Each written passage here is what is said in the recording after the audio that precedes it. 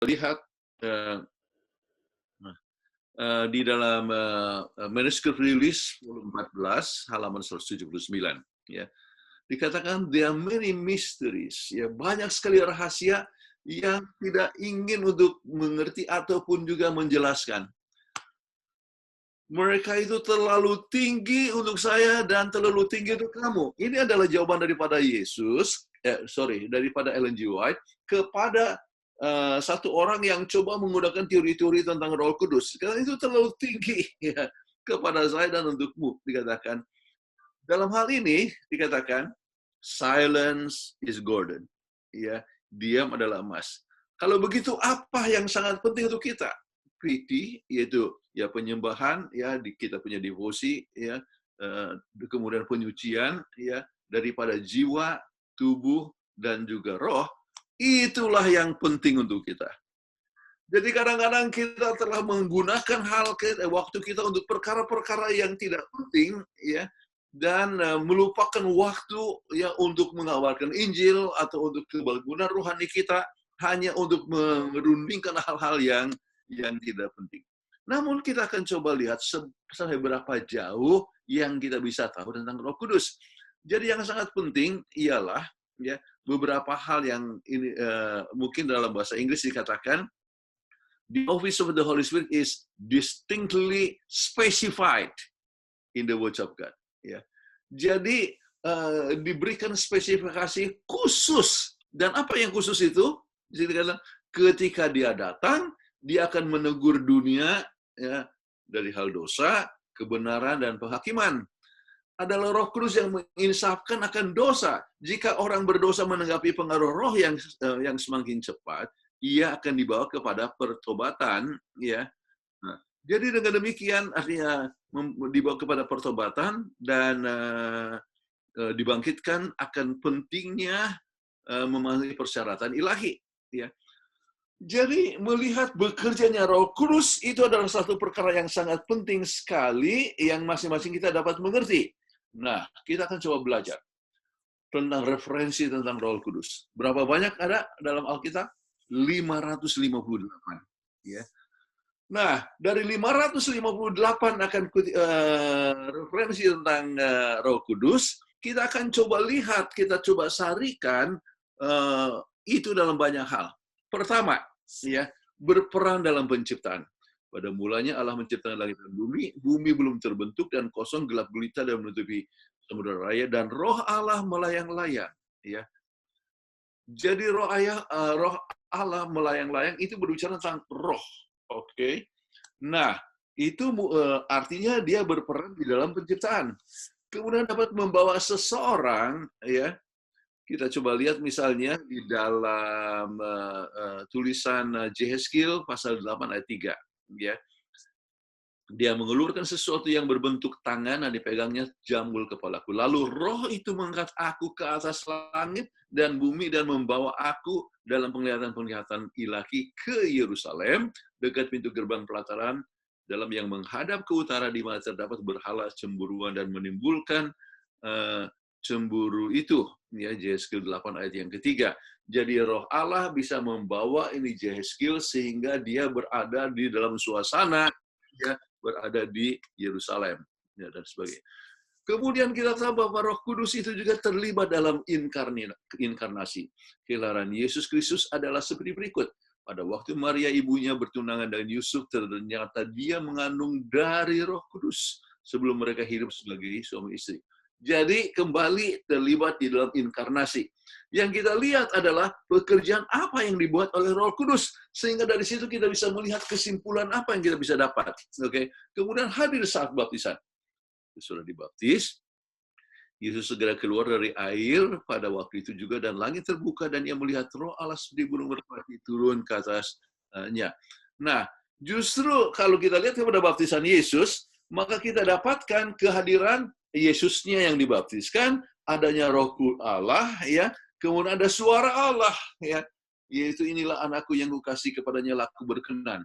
Maka pada abad yang kedua, ya, sesudah Masehi, Irenaeus sudah mengatakan bahwa baptisan Yesus menunjukkan atau membuktikan Trinitas. Ini baru abad yang kedua, ya. Ya. Sudah dikatakan mengenai masalah Trinitas itu, sebab dari baptisan Yesus aja ada 3 oknum yang berbeda. Ya. Nah, kita coba lihat membawa Yesus dari satu ke tempat yang lain. Maka Yesus dibawanya oleh Roh ke padang gurun untuk dicobai iblis. Ya, jadi Roh bisa membawa Yesus sendiri. Kemudian menolak Roh berarti mati selamanya. Sebab itu gue berkata kepadamu, segala dosa dan hujat manusia dapat diampuni, tapi hujat terhadap Roh Kudus tidak akan diampuni. Matius 12 ayat 31. Jadi menunjukkan peranan yang sangat penting daripada Roh itu. Ya, baptisan menggunakan nama Roh Kudus juga. Karena itu pergilah, jadikanlah semua bangsa muridku, dan baptiskanlah mereka dalam nama Bapa, Anak, dan Roh Kudus. Jadi 3 pribadi. Tetapi hal yang menarik adalah baptiskanlah artinya mereka di dalam nama artinya, dan dikatakan nama di situ ya adalah sesuatu perkara yang singular, tetapi Bapa, Anak, dan Roh Kudus ya menunjukkan bahwa 3-nya itu adalah satu kesatuan ya. Nah, Roh Kudus berbicara melalui kita bila diperlukan ya. Markus 13 ayat 11 mengatakan, dan jika kamu digiring dan diserahkan, janganlah kamu khawatirkan apa yang harus kamu katakan, tetapi katakanlah kepada yang dikaruniakan kepadamu pada saat itu juga. Sebab bukan kamu yang berkata, melainkan Roh Kudus. Saudara-saudara sekalian, di dalam banyak pengalaman saudara-saudara sekalian, ya, kita sering dapatkan suatu ilham yang datang daripada Roh Kudus untuk berbicara, untuk mengatakan satu hal yang tepat pada waktu yang tepat. Ya, mereka yang bikin KKR ataupun ya para pendeta atau saudara-saudara sekalian pernah mungkin punya pengalaman bagaimana Roh Kudus berbicara kepada Anda. Oke, artinya mengingatkan kepada Anda sampai Anda bisa memberikan sesuatu hal yang bijaksana. Kemudian dia adalah penghibur. Setelah Yesus pergi ke Bapa, aku akan minta kepada Bapa dan dia akan memberikan kepadamu seorang penolong yang lain supaya ia menyertai kamu selamanya, yaitu Roh kebenaran. Ya, dunia tidak dapat menerima dia sebab dunia tidak melihat dia dan tidak mengenal dia. Tetapi kamu mengenal dia sebab dia menyertai kamu dan akan diam di antara kamu. Ya, baik. Jadi dengan demikian kita bisa lihat bahwa dia adalah penghibur setelah Yesus pergi. Kapan? Untuk selama-lamanya, selama kita masih hidup di dunia ini. Ya. Nah, Roh Kudus juga bersaksi tentang Yesus. Jikalau penghibur akan kuutus dari Bapa datang, yaitu Roh kebenaran yang keluar dari Bapa, ia akan bersaksi tentang aku. Satu hal yang menarik, nanti kita bisa bicara mungkin 2 minggu mendatang, atau mungkin 2 minggu mendatang, saya rasa. Ya, bahwa setiap oknum itu justru menjadi saksi kepada yang lain. Ya. Artinya Allah Bapa menyaksikan Yesus, Yesus menyaksikan Allah Bapa, ya, kemudian Roh menyaksikan kepada Allah Bapa atau melakukan Yesus. Jadi saling menyaksikan, menunjukkan pelayanan, ya, kepada oknum daripada kealahan. Ya. Baik. Kemudian Roh Kudus tidak berbicara untuk dirinya sendiri. Tetapi apabila dia datang, yaitu Roh kebenaran, dia akan memimpin kamu ke dalam seluruh kebenaran. Sebab dia tidak akan berkata-kata dari dirinya sendiri, tapi segala sesuatu yang didengarnya itu akan dikatakannya itu ia akan memberitakan kepadamu hal-hal yang akan datang dan sebagainya. Jadi bukan berkata-kata atas dirinya sendiri, saudara-saudara. Satu hal yang menunjukkan bahwa ia memberikan kredit kepada yang lain. Oke, kemudian Roh Kudus berbicara melalui para rasul pada masa Pentakosta. Maka penuhlah mereka dengan Roh Kudus. Lalu mereka mulai berkata-kata dalam bahasa-bahasa lain, seperti diberikan oleh Roh itu kepada mereka untuk mengatakannya. Ya, jadi murid-murid berbicara, tetapi oleh sebab dipenuhi dengan Roh Kudus, maka Roh Kudus berbicara melalui para rasul-rasul. Oke. Kemudian Roh Kudus bisa juga dibohongin, ya. Tetapi apa akibatnya? Fatal. Ya, inilah pengalaman daripada Ananias dan Safira. Tetapi Petrus berkata, Ananias, mengapa hatimu dikuasai iblis sehingga engkau mendustai Roh Kudus dan menahan sebagian daripada hasil penjualan tanah itu. Ya. Jadi bisa dibohongin, tetapi memberikan suatu akibat yang fatal. Roh Kudus adalah saksi untuk kematian dan kebangkitan Yesus. Kisah 5 ayat 32. Dan kami adalah saksi dari segala sesuatu. Kami dan Roh Kudus yang dikaruniakan Allah kepada semua orang yang mentaati akan Dia. Ya, Roh Kudus diberikan kepada mereka yang taat. Ya, kemudian Roh Kudus adalah saksi. Ya. Ya, saksi tentang apa? Tentang Yesus, tentang Allah Bapa. Jadi kalau begitu tidak bisa sama seperti Allah Bapa dan Allah dengan Allah Anak, tetapi merupakan oknum yang menyaksikan akan oknum yang lain. Baik, Roh Kudus juga memimpin para rasul. Lalu Roh berkata kepada Filipus, pergilah ke situ dan dekatilah mereka. Nah, mendekatilah kereta itu. Ya. Jadi Roh Kudus bisa memimpin para rasul untuk pergi kemana dia pergi. Kita ingat pengalaman Rasul Paulus itu begitu, ya. Pada saat dia sebetulnya mau pergi menuju ke arah ke Efesus, tetapi Roh Kudus mengajak supaya dia pergi ke Makedonia, ya, ke Filipi dan sebagainya. Jadi kita bisa lihat bahwa Roh Kudus bisa memimpin para rasul. Kemudian Roh menolong kita saat kita berdoa. Di dalam Roma 8 ayat 26. Demikian juga Roh membantu kita dalam kelemahan kita, sebab kita tidak tahu bagaimana sebenarnya harus berdoa, tetapi Roh sendiri berdoa untuk kita kepada Allah dengan keluhan-keluhan yang tidak terucapkan. Ya, jadi Roh memimpin kita untuk memberikan suatu doa yang tepat. Oke. Kemudian Roma 8 ayat 27, Roh mempunyai pikiran. Dan Allah yang menyelidiki hati nurani mengetahui maksud Roh itu, yaitu bahwa Ia sesuai dengan kehendak Allah berdoa untuk orang-orang kudus. Ya, jadi kalau begitu ada sesuatu, ya, bahwa Roh Allah itu mengetahui akan, artinya mempunyai suatu pikiran dan bisa mengemukakan akan pikiran Tuhan. Baik, Roh mengetahui keadaan Tuhan. Siapa gerangan di antara manusia yang tahu apa yang terdapat di dalam diri manusia selain roh manusia sendiri yang ada di dalam dia? Demikian pula lah tidak ada seorang yang tahu apa yang terdapat di dalam diri Allah selain roh Allah. Ya. Jadi roh Allah yang mengetahui akan keadaan Allah. Ya. Dan itu adalah satu pengalaman, satu hal yang sangat penting. Kemudian, the Spirit being God knows the mind of God. Tulisan daripada mahasiswa. Jadi, roh sebagai Tuhan mengetahui akan pikiran daripada Tuhan. Oke. Kemudian roh Tuhan adalah Tuhan. Sebab Tuhan adalah roh, di mana ada roh Allah, di situ ada kemerdekaan. Ya, 2 Korintus 3 ayat 17. Ya. Jadi roh Tuhan adalah Tuhan. Oke. Kemudian Roh Kudus bersekutu dengan kita.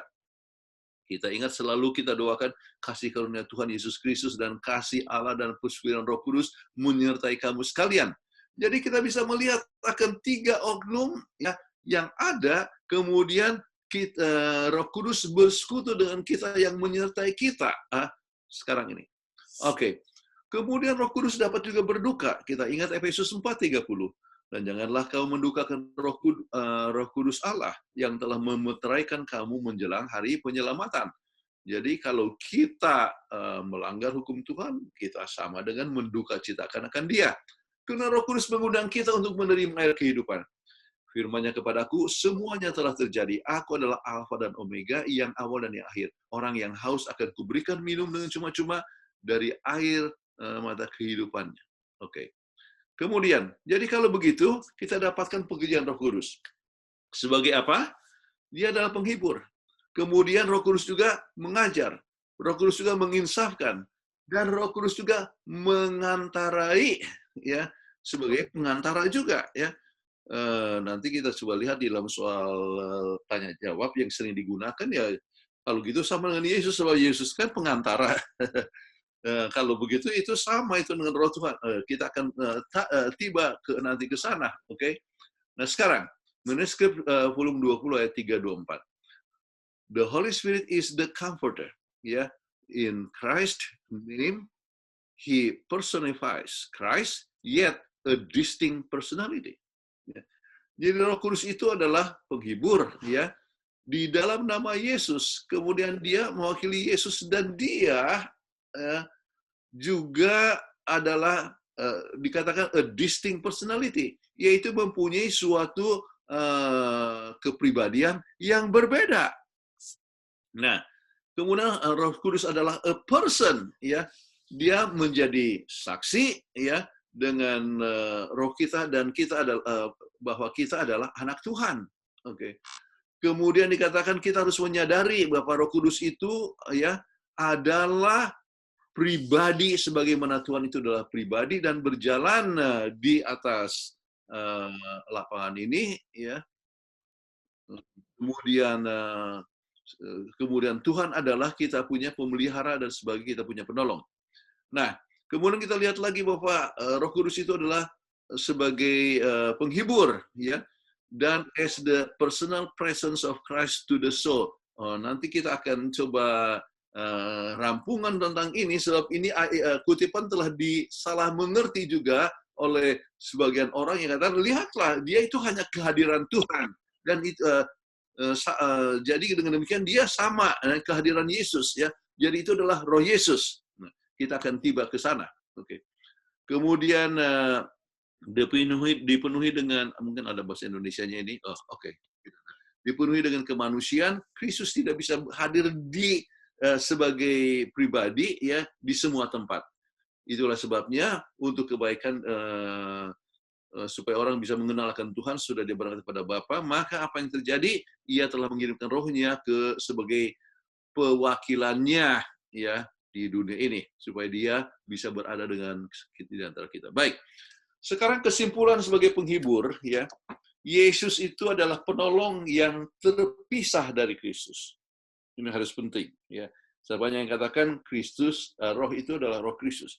Penolong yang terpisah dari Kristus, datang dengan nama Kristus, ya, tidak berbicara untuk diri sendiri, ya, tetapi membawakan Allah ataupun Kristus, mempunyai kepribadian yang berbeda. Dia adalah pribadi sebagai Tuhan adalah pribadi, ya. Jadi Tuhan adalah pribadi, maka Roh juga adalah satu pribadi. Sama seperti kehadiran Yesus secara pribadi, ya.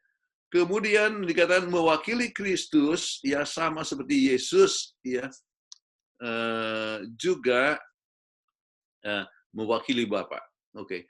Jadi Yesus juga mewakili Bapa. Maka Roh Kudus juga mewakili akan Yesus, ya. Nah, apakah sama dengan Roh Yesus? Nanti kita akan coba lihat pada saat penggunaan beberapa kutipan yang disalah mengerti oleh banyak orang. Baik. Jadi sebagai di samping dia penghibur, dia juga adalah mengajar. Kita dapatkan kutipan ini, semua itu kukatakan kepadamu selagi aku bersama-sama dengan kamu. Tetapi penghibur itu Roh Kudus yang akan diutus oleh Bapa dalam namaku. Dialah yang akan mengajarkan segala sesuatu kepadamu dan akan mengingatkan kamu akan semua yang telah kukatakan kepadamu. Jadi Roh Kudus itu mengajar kepada kita masing-masing.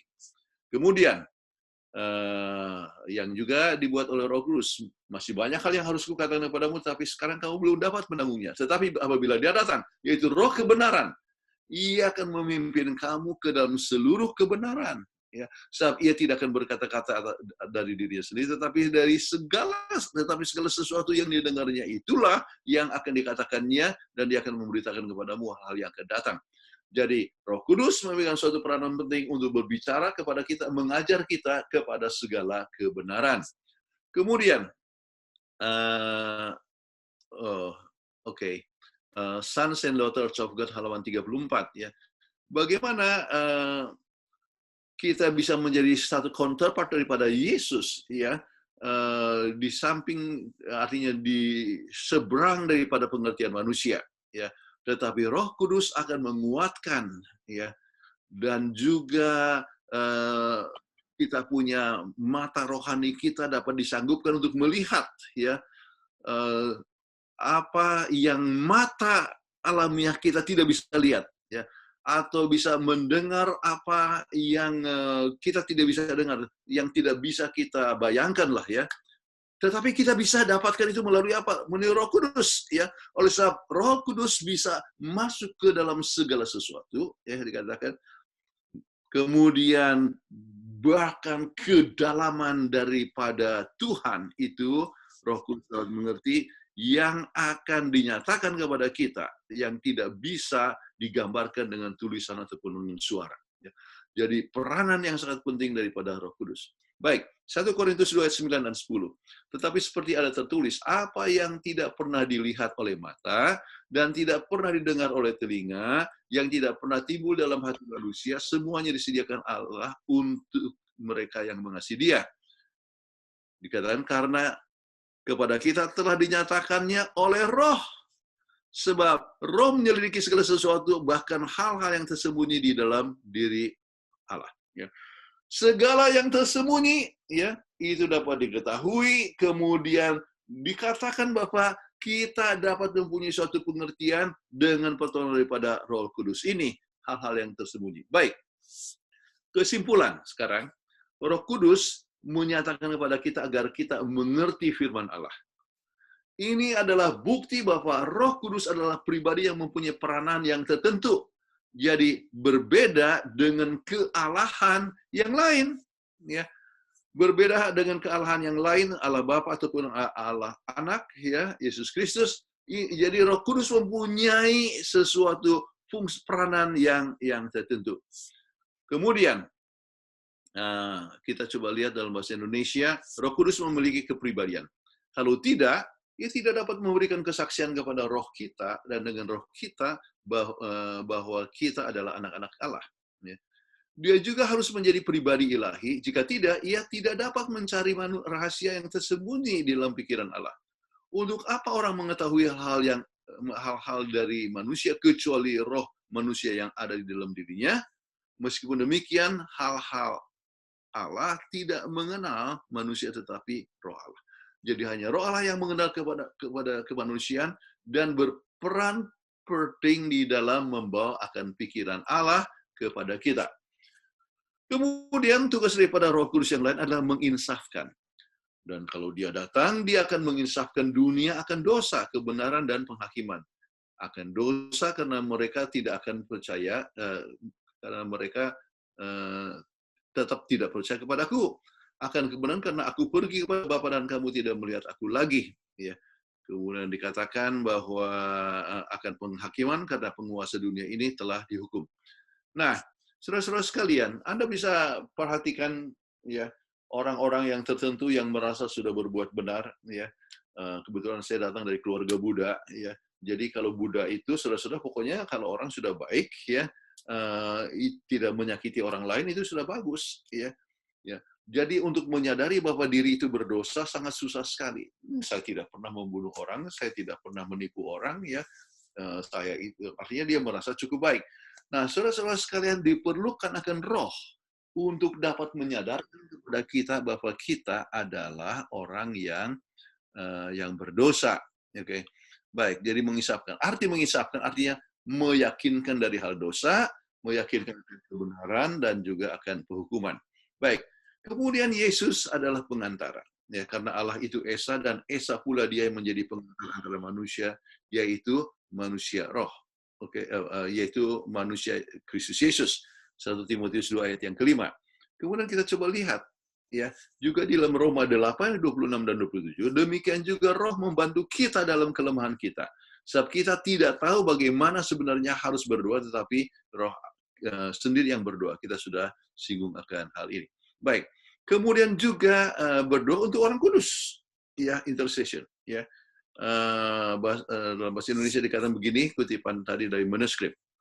Kristus pengantara kita dan Roh Kudus senantiasa menengani demi kepentingan manusia, tapi Roh tidak memohon kepada kita seperti halnya Kristus yang mempersembahkan darahnya dicurahkan dari darah dunia. Roh bekerja atas hati kita, menarik doa dan penyesalan, pujian dan syukur. Rasa syukur yang mengalir dari bibir kita adalah hasil roh yang memukul tali-tali jiwa dalam ingatan suci dan membangkitkan akan musik hati. Baik. Jadi bukan hanya Yesus sebagai pengantara, tapi Roh Kudus juga adalah sebagai pengantara. Ya. Baik. Filipi 2 ayat 5. Hendaklah kamu dalam hidupmu bersama menaruh pikiran dan perasaan yang terdapat juga di dalam Roh Kristus, ya. Baik. Nah, sekarang bagaimana memiliki pikiran Yesus melalui Roh Kudus, ya? If the teachers have the mind of Christ, ada bahasa Indonesia saya rasa di sini. Oke, bila guru-guru mempunyai pikiran Kristus dan dibentuk oleh Roh Kudus, mereka akan menjadi ramah, memperhatikan, dan sangat sopan. Jadi Roh Kudus mempunyai peranan penting supaya kita mempunyai akan pikiran daripada Yesus, ya. Tetapi berbeda Roh Kudus itu dengan Yesus, ya. Nanti kita akan coba lihat lebih lanjut. Oke, kesimpulan. Untuk memiliki pikiran Kristus harus dibentuk oleh Roh Kudus. Roh Kudus adalah pribadi yang berbuat sesuai dalam hidup kita. Roh Kudus bekerja untuk mengubah hati dan pikiran kita agar kita menjadi serupa dengan Kristus. Dia bukanlah pikiran Kristus. Dia bekerja untuk menghasilkan pikiran Kristus dalam hidup kita. Ini satu hal yang tricky, ya. Kadang-kadang kita tidak mengerti dengan baik, tetapi ini kita harus ingat, ya. Sebab sebagian orang dari anti-trinitas mengatakan bahwa Roh Tuhan itu adalah pikiran Yesus, ya. Itu berbeda. Dia membawa kita untuk mempunyai pikiran Kristus, oke? Tetapi itu Roh Kudus adalah suatu oknum yang berbeda. Baik, kita coba lihat konteks daripada Filipi 2 ayat 5. Dengan tidak mencari kepentingan diri sendiri atau puji-pujian yang sia-sia, sebaliknya hendaklah dengan rendah hati, yang seorang menganggap yang lain lebih utama daripada dirinya sendiri. Dan janganlah tiap-tiap orang hanya memperhatikan kepentingan sendiri, tetapi kepentingan orang lain juga. Ya.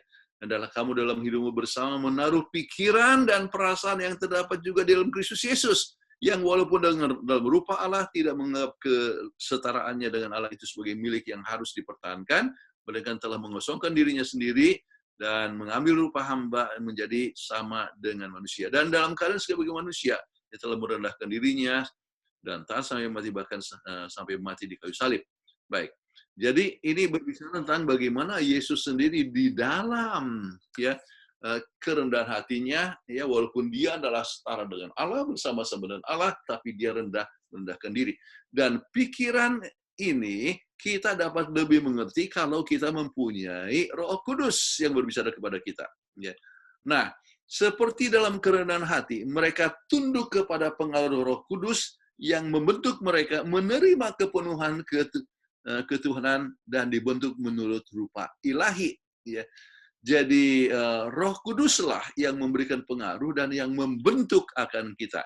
Bila Roh Kudus itu hanya pikiran dan kuasa Tuhan, kita mempunyai masalah. Sebab sangat jelas Roh Kudus itu adalah Tuhan. Bila kita punya Roh Kudus bersama kita, ya, bila kita punya Roh Kudus bersama kita, pikiran dan kuasa Tuhan seperti ajaran anti-trinitas, kita ada masalah. Sama seperti yang dikatakan oleh Dr. Kellogg ajarkan, panteisme. Nanti kita akan punya pembahasan khusus mengenai masalah panteisme, artinya ajaran Kellogg tentang ini. Oke, nah saudara-saudara, itu adalah bagian pertama dari kita punya pembahasan, ya. Itu adalah bagian pertama, ya. Dan kita coba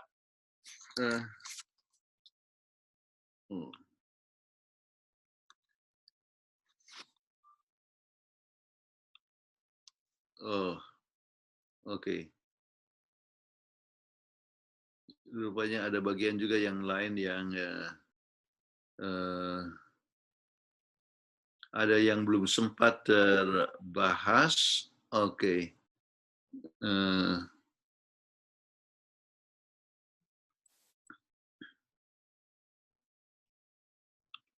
Baik, kita akan coba bahas, teruskan beberapa. Oke. Ketuhanan Roh Kudus, kita sudah sempat singgung ini. Alright. 1 Petrus ayat 1 ayat 3.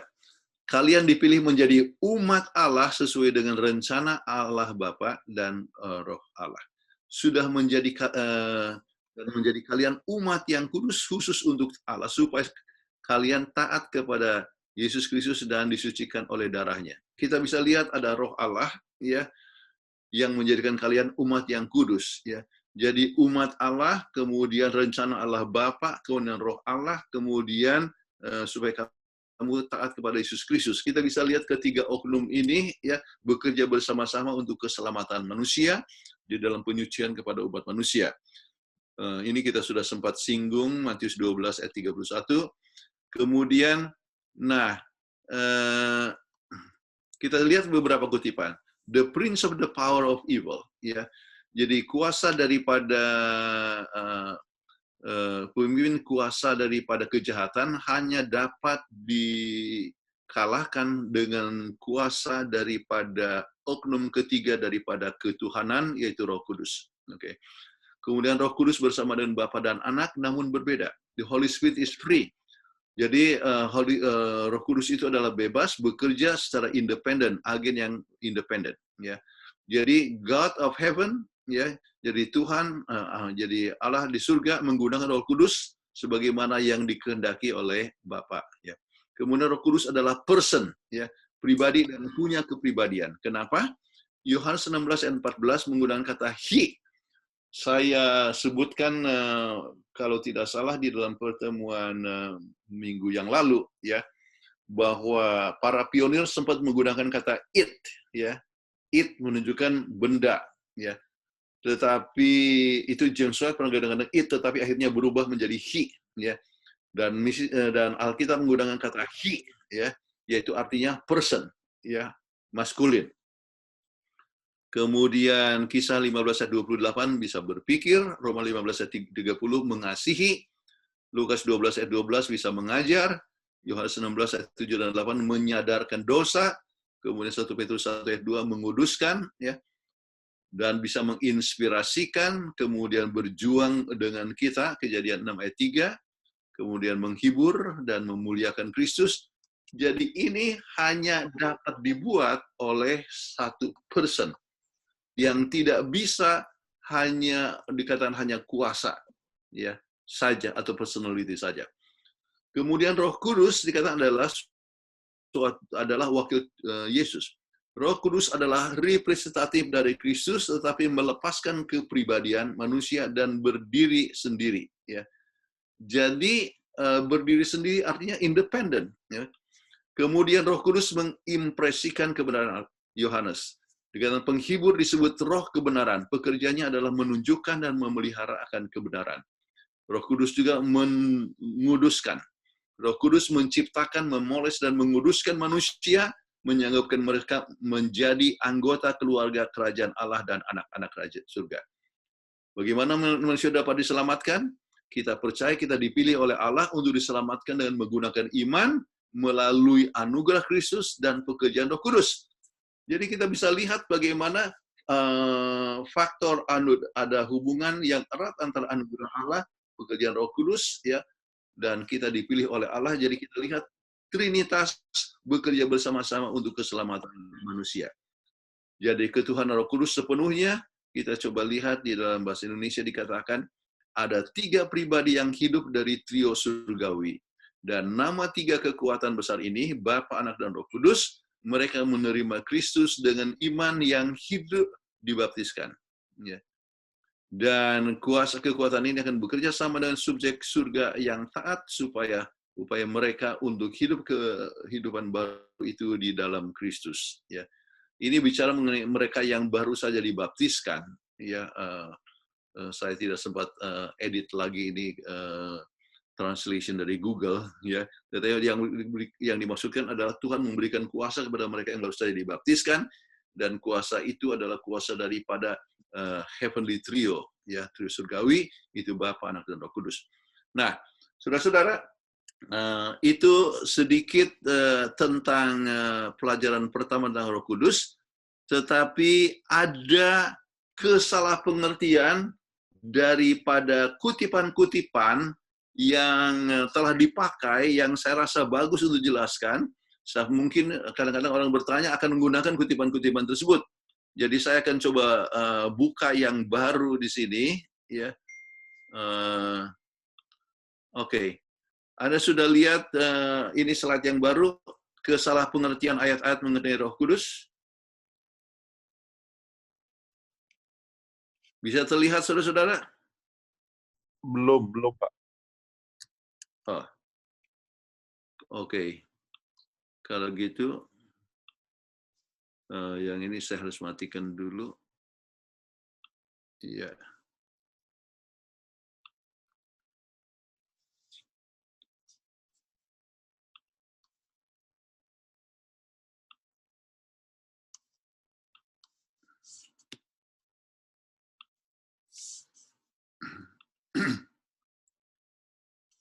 Oke.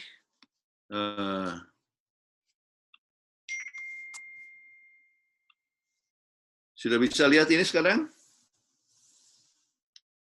Sudah. Bisa ya? Oke, kesalah pengertian ayat-ayat mengenai Roh Kudus, oke, atau kutipan-kutipan. Oke, kita ambil contoh, kehadiran dan kuasa Tuhan.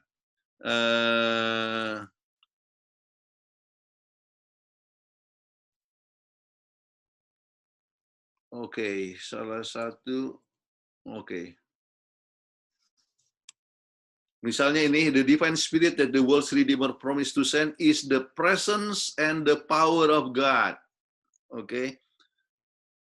Jadi, ya, Roh Kudus itu adalah kehadiran dan kuasa Tuhan. Jadi kalau gitu dia bukan oknum, ya. Itu adalah kehadiran dan kuasa Tuhan. Kemudian kutipan yang lain yang bisa dipakai di sini adalah kita coba lihat, ya, penuh dengan kemanusiaan. Nanti saudara akan dapatkan semua sumber ini kan, ya. Oke. Kristus tidak dapat berada di setiap tempat secara pribadi. Karena itu, demi kepentingan manusia, ia harus pergi kepada Bapa dan mengirimkan Roh untuk menjadi pengganti di bumi. Roh Kudus adalah dirinya yang terlepas dari kepribadian, kemanusiaan, dan kemandiriannya. Dia akan mewakili dirinya sebagai hadir di semua tempat oleh Roh Kudusnya sebagai yang Maha Tahu. Tetapi penghibur yang adalah Roh Kudus yang Bapa akan kirimkan di dalam namaku akan, ya, dan dikatakan meskipun tidak terlihat olehmu, itu ditambahkan oleh Mrs. White, mengingatkan apapun yang telah kukatakan kepadamu. Nah, saudara-saudara sekalian, jadi kita lihat lebih lanjut, ya, intinya ialah Kristus harus meninggalkan muridnya. Ia mewakilkan dirinya kepada Roh Kudus. Namun Roh Kudus itu bukan Kristus. Bagaimana Yesus menjadi suksesornya sendiri? Tidak mungkin. Sebab kata successor yang dikatakan, ya, sebab saya pergi dan saya mewakili saya, kan nggak mungkin. Jadi Roh, ya, adalah sesuatu perkara yang berbeda. Sebab itu Roh adalah kehadiran dan kuasa Tuhan sekarang ini setiap saat, ya. Artinya kehadirannya sama seperti kehadiran Yesus. Jadi itu maksud daripada kutipan tersebut, kehadiran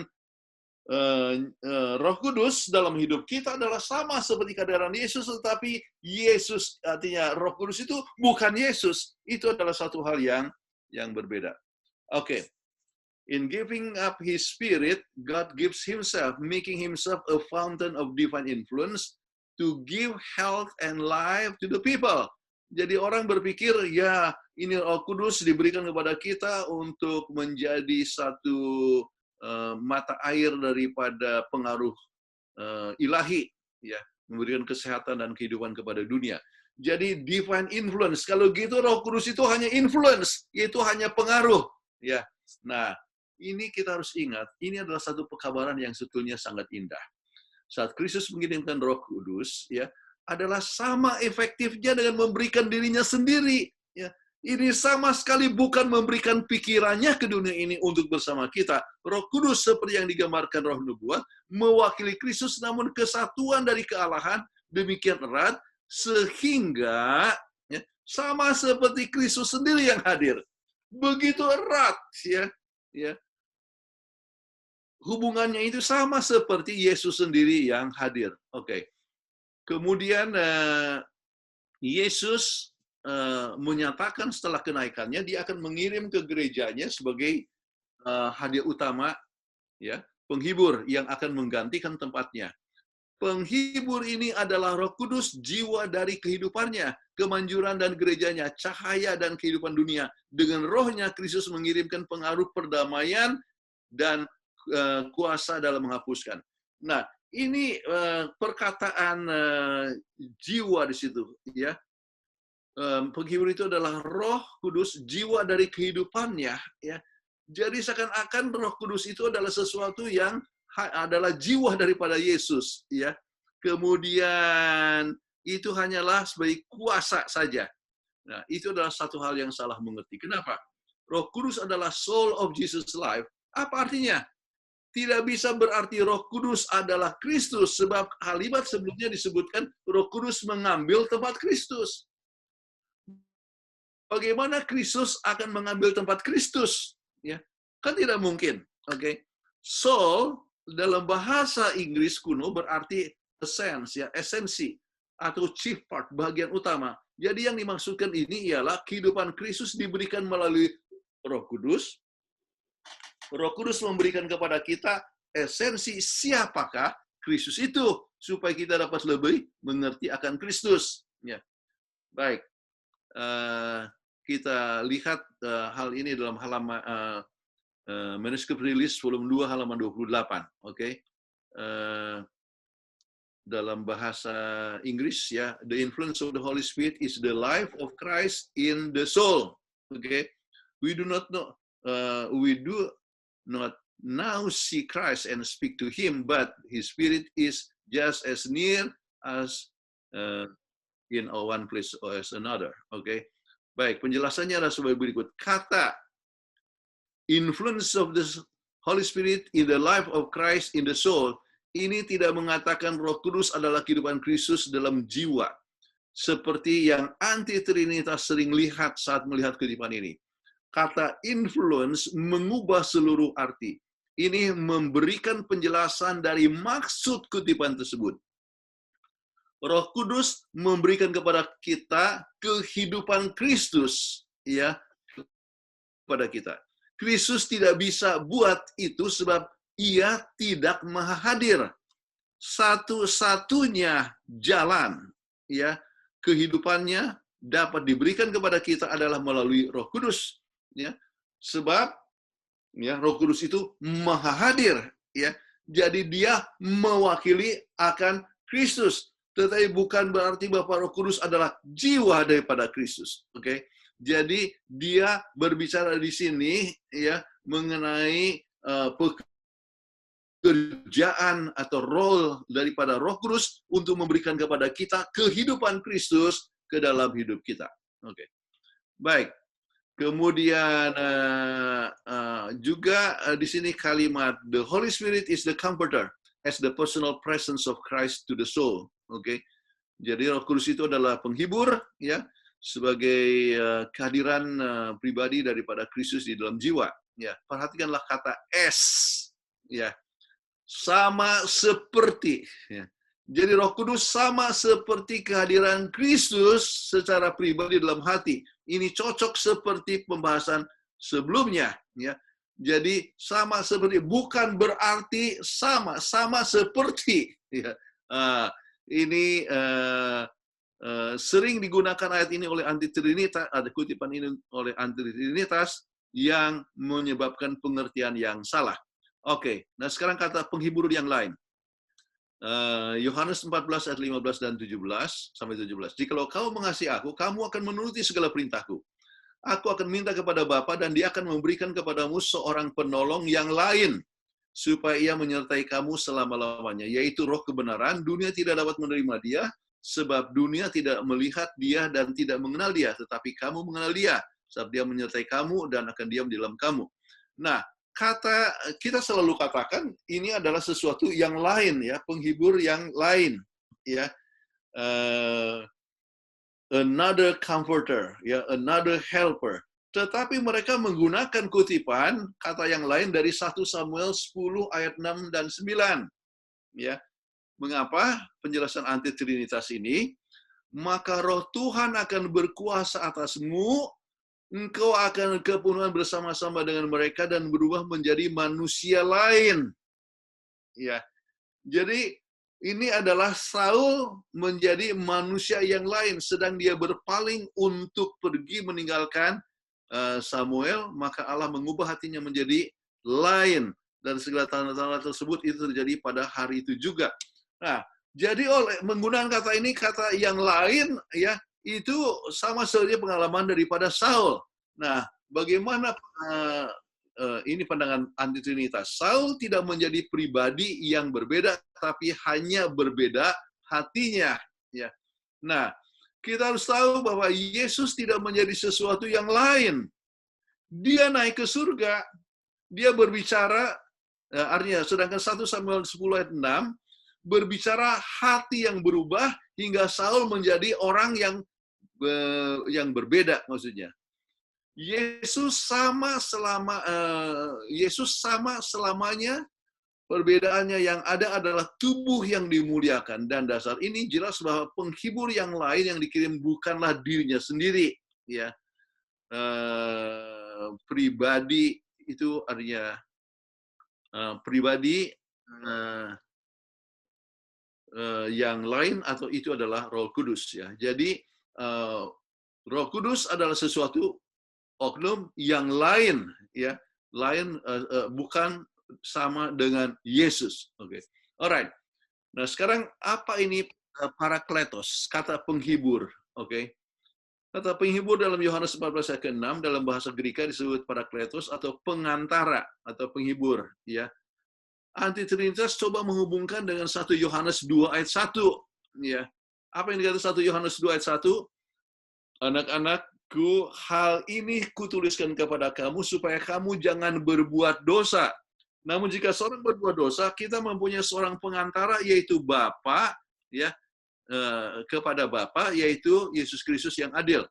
Jadi Yesus adalah pengantara. Jadi kalau begitu Roh Kudus, ya, yang disebut pengantara itu adalah, ya, Yesus, ya. Nah, apakah itu berarti Roh Kudus sama dengan Kristus? Sebab disebutkan juga Roh Kudus adalah pengantara dan Yesus itu juga adalah pengantara.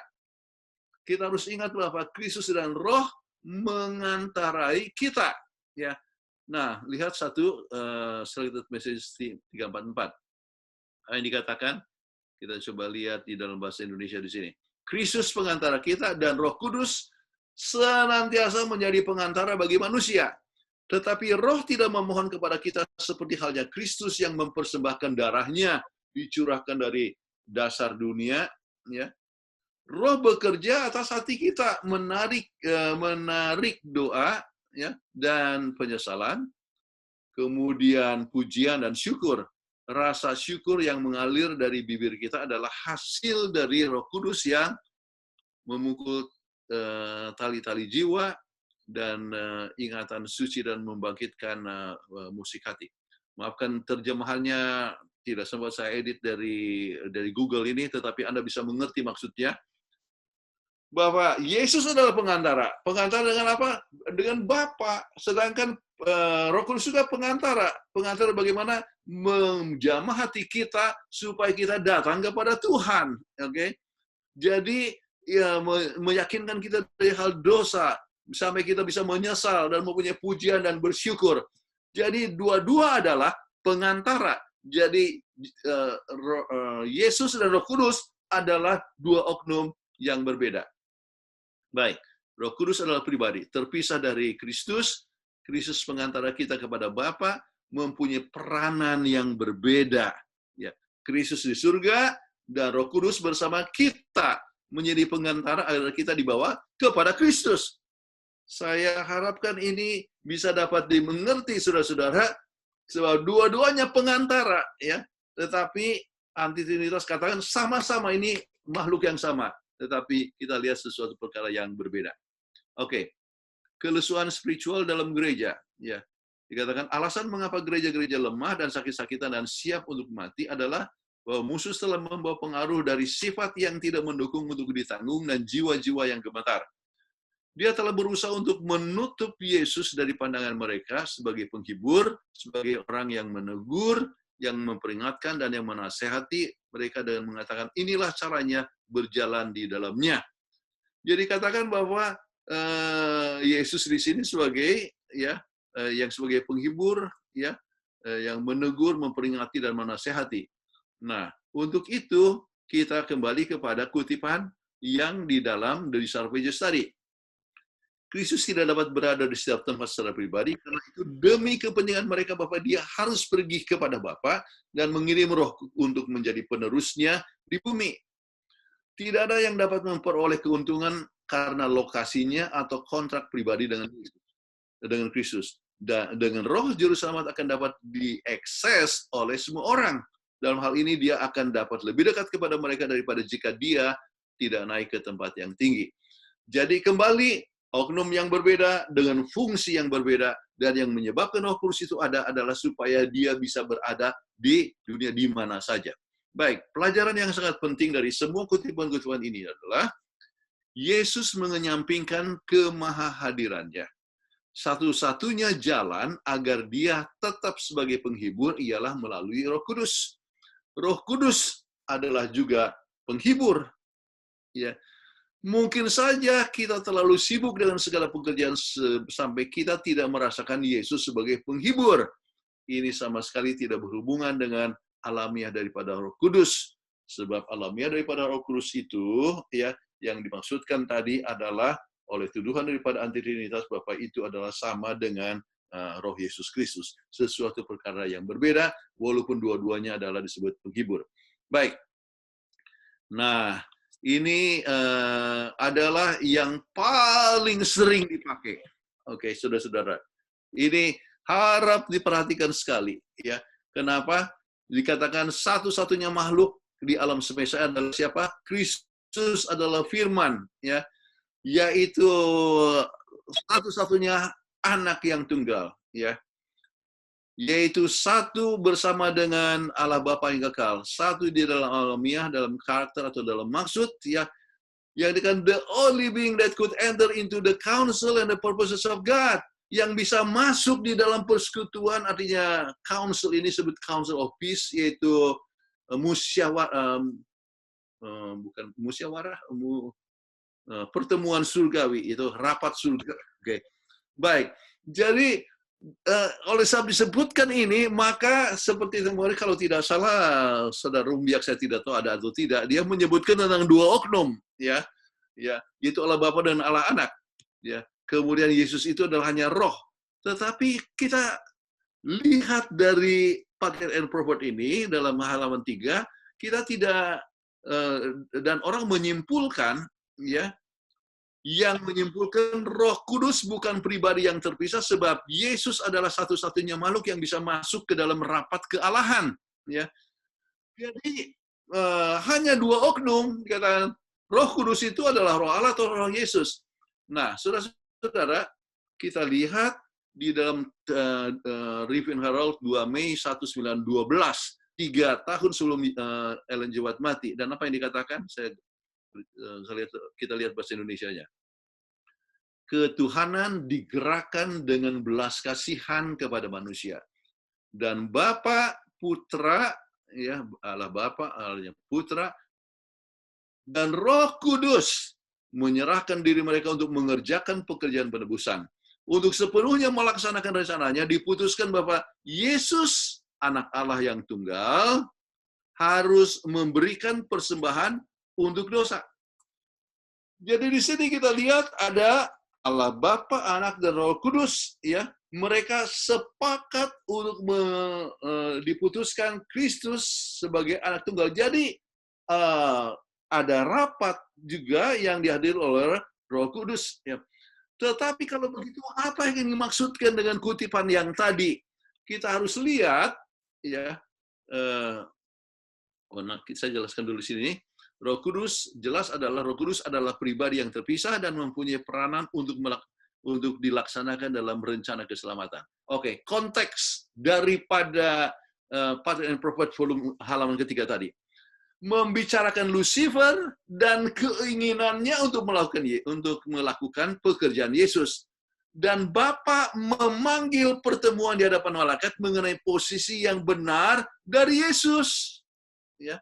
Nah, kita lihat di dalam halaman 36 lebih lanjut, di hadapan yang saya jelaskan barusan adalah di hadapan para penghuni surga yang berkumpul, Raja menyatakan bahwa tidak ada yang lain selain Kristus, Anak Tunggal Allah, yang dapat sepenuhnya masuk ke dalam tujuannya.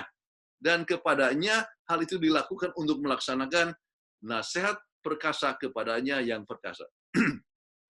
Anak Allah tidak melakukan kehendak Bapa, ya. Anak Allah telah melakukan kehendak Bapa dalam menciptakan semua penghuni surga, dan baginya juga bagi Allah. Penghormatan dan kesetiaan mereka adalah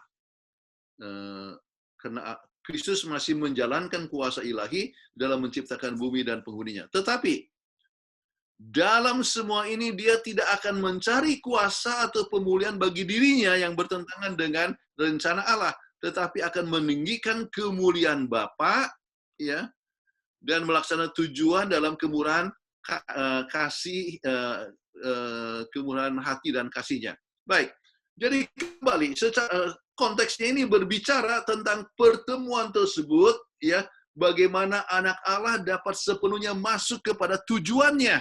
Oke, yaitu maksud daripada tujuan itu. Jadi secara konteks, ya, sementara Lucifer ingin terlibat dalam melakukan maksud-maksud Tuhan, tetapi menunjukkan kepada para malaikat, tetapi Allah menunjukkan kepada para malaikat, hanya Kristus yang dapat melakukan itu. Untuk maksud dalam maksud-maksud Tuhan, ya, artinya untuk melaksanakan dan memenuhi maksud-maksud Tuhan. Ini bukan hanya berbicara mengenai rencana saja, tetapi berarti memenuhi rencananya dalam satu tindakan, yaitu hanya Yesus yang bisa datang ke dunia ini, ya, untuk menjadi juru selamat manusia. Jadi ini ditekankan di dalam kutipan tersebut. Tetapi kita harus lihat penggunaan daripada kalimat itu bisa berarti juga untuk kita. Misalnya, contoh penggunaan kalimat yang sama.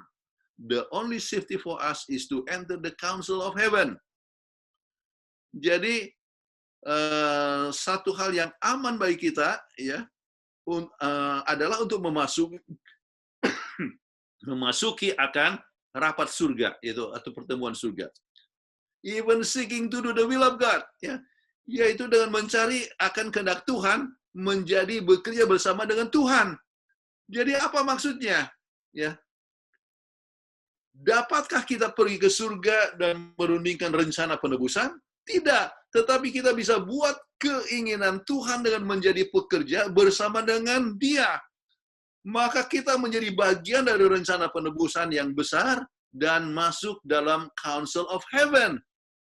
Jadi kalau begitu kita bisa masuk dalam Council of Heaven, ya, bukan hanya Allah Bapa dan dengan Yesus, tetapi kita juga bisa masuk kalau kita melakukan akan kehendak Tuhan dan bekerja sama dengan Dia.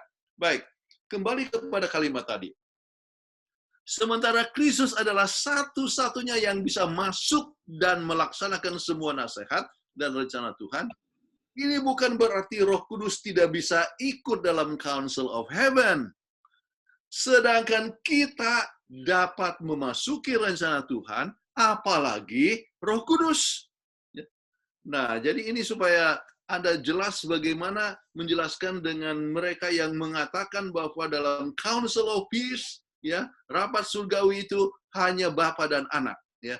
Tetapi ini oleh sebab hubungannya dengan Lucifer, untuk Yesus, untuk Tuhan menunjukkan hanya Yesus bisa mengerti dan bisa melaksanakan akan tugas-tugas dan maksud Tuhan. Oke, dan kita pun, ya, bisa masuk dalam Council of Heaven kalau bagaimana? Kalau kita juga mengikuti atau rencana-rencana Tuhan. Baik, Roh Kudus juga punya pekerjaan khusus. Kristus mempunyai pekerjaan khusus dan Dia mempunyai tempat khusus dalam ketuhanan. Ini tidak membuat Dia lebih besar dari Roh Kudus atau Allah Bapa. Kristus memberikan penyerahan sepenuhnya kepada Bapa dan kerendahan hatinya membuat Dia ditinggikan. Baik, kesimpulan saudara-saudara sekalian, kesimpulan daripada dua presentasi ini, ya. Sebab ini dua presentasi. Satu adalah keterangan tentang kelahiran Yesus atau misteri, kemudian masalah tentang pertanyaan-pertanyaan yang berhubungan dengan itu, atau kesalah pengertian tentang itu. Sekarang kesimpulannya, siapa atau apakah Roh Kudus? Inspirasi menunjukkan ini adalah rahasia. Kita tidak dapat mengerti, namun dengan melihat pekerjaan Roh Kudus, kita melihat bahwa Roh Kudus adalah pribadi yang berbeda dari Kristus dan Bapa. Apakah bentuknya seperti Bapa dan Anak atau bentuk lain? Kita tidak tahu. Sebab kadang-kadang ada orang yang tanya sama saya, bagaimana bentuknya? Kita tidak tahu. ya. Namun itu tidak masalah. Yang penting ialah Roh Kudus adalah nyata. Pribadi yang terpisah dari Allah Bapa dan Kristus, yang punya peranan penting dalam rencana keselamatan. Dalam hal yang lebih dari ini, diam adalah emas. Sesuatu artinya yang lebih daripada ini, diam adalah emas. Silence is golden. Kalau tidak, maka kita mau coba membuat interpretasi pribadi, kemudian akhirnya menjadi membesarkan gereja. Tidak ada untungnya bagi gereja dalam kutipan yang kita sudah lihat tadi.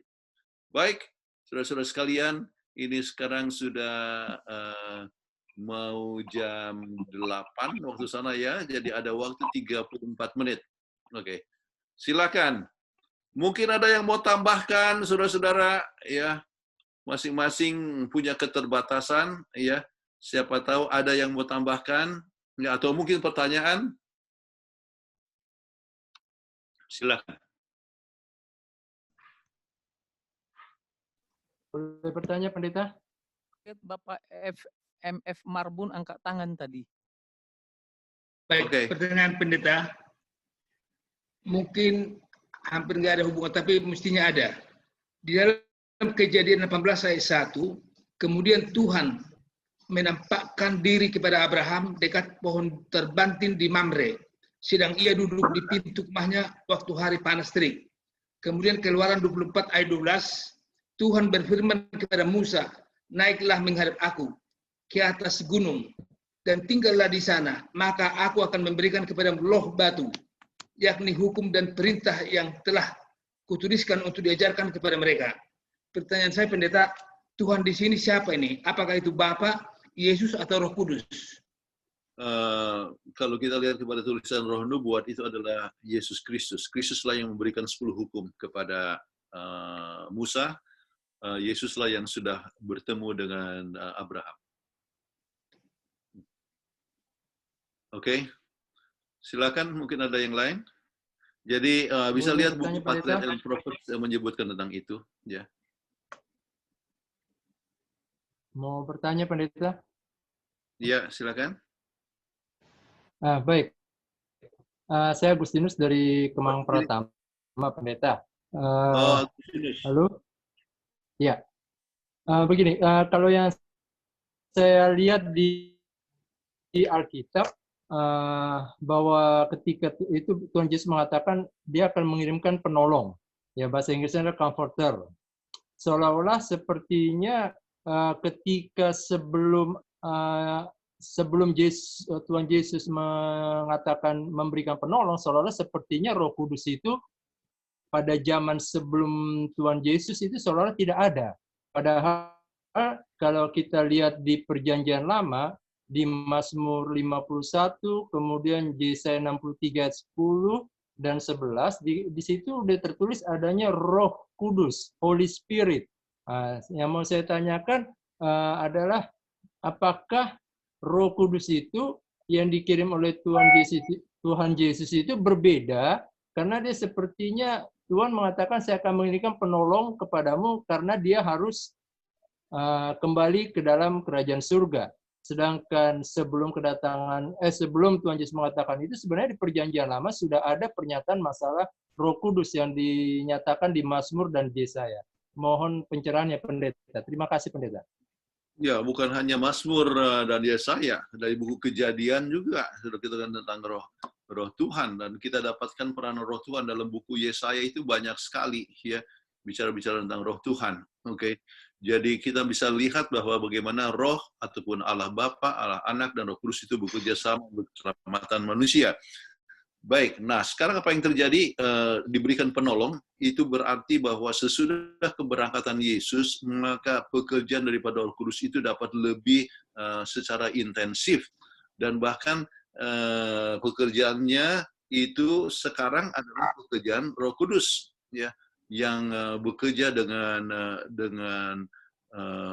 berbagai macam cara untuk menjangkau semua orang di seluruh dunia. Dan faktor yang sangat penting, penolong itu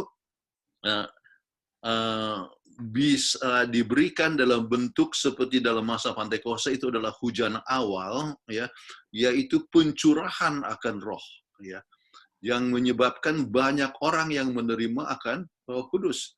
Itu berbeda dengan masa-masa yang lalu yang mungkin bekerja secara pribadi kepada satu atau dua orang. Ya.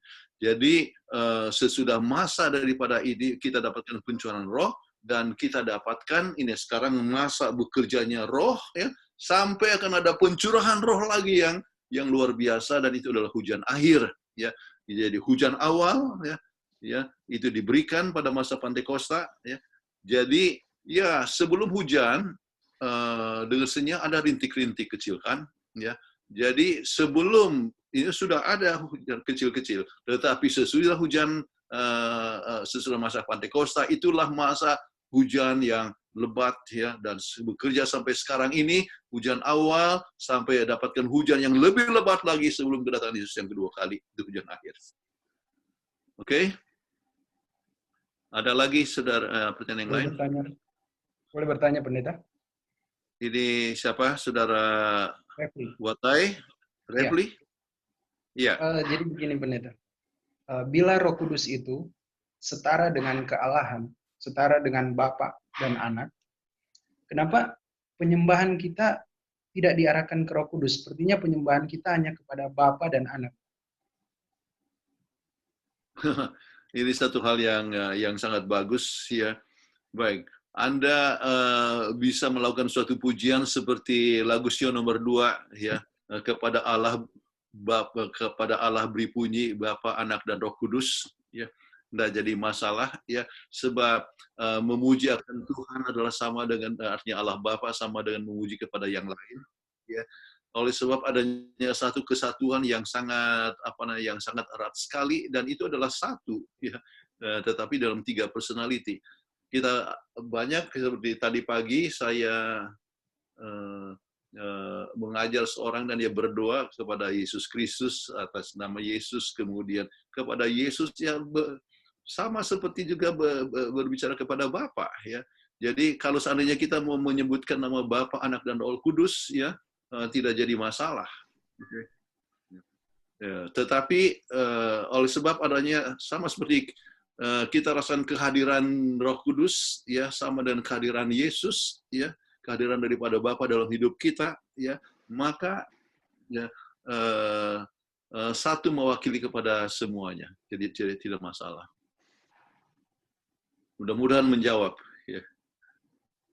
Oke, terima kasih. Oke, ada lagi yang lain? Oke, silakan, Bro Timmy Longdong. Selamat malam Pak Pendeta Kuntaraf.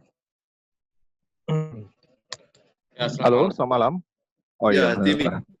Ya, silakan. Ya, saya mau bertanya Pak Pendeta. Yang pertama, mungkin agak sedikit tidak sesuai dengan yang disampaikan tadi, tapi saya mau tanya tanggapan Pak Pendeta terhadap Daniel Mesa maupun si Nadim Mansur, Pak Pendeta. Karena mereka kan suka mengabarkan tentang One True God ya di Amerika, saya rasa itu. Lalu yang kedua adalah, apakah Pak Pendeta bersedia, ini hanya menyampaikan apa yang saya sampaikan di grup kami, Pak Pendeta bersedia untuk diberikan tanggapan atau komentar ketika menyampaikan pelajaran ini, mungkin disampaikan di chat karena orangnya merasa menganggap dirinya sebagai pengajar. Itu aja Pak Pendeta, terima kasih Pak Pendeta. Saya tidak begitu mengerti yang ditanyakan. Apakah bersedia? Maksudnya saya ikut chat maksudnya atau? Oh enggak Pendeta. Jadi hanya apa yang disampaikan Pak Pendeta tetap menyampaikan pelajarannya, tapi ada orang yang mau mengomentari apa yang Pak Pendeta sampaikan. Saya sih melihat beliau ini tidak gentle karena tidak berani tampilkan dirinya untuk langsung bertanya kepada Pak Pendeta, tapi mau lewat chat. Saya hanya menyampaikan saja, apakah Pak Pendeta memperbolehkan hal itu terjadi, Pak Pendeta? Terima kasih, Pak Pendeta. Maksudnya memperbolehkan, membiarkan dia berbicara begitu? Di chat, Pak Pendeta. Oh, di chat. Oke, silakan saja nanti dari pihak kalau melalui chat ya. Kemudian nanti akan dibacakan oleh kita punya moderator ya. Kemudian kita bisa apa namanya membahasnya bersama-sama. Oke.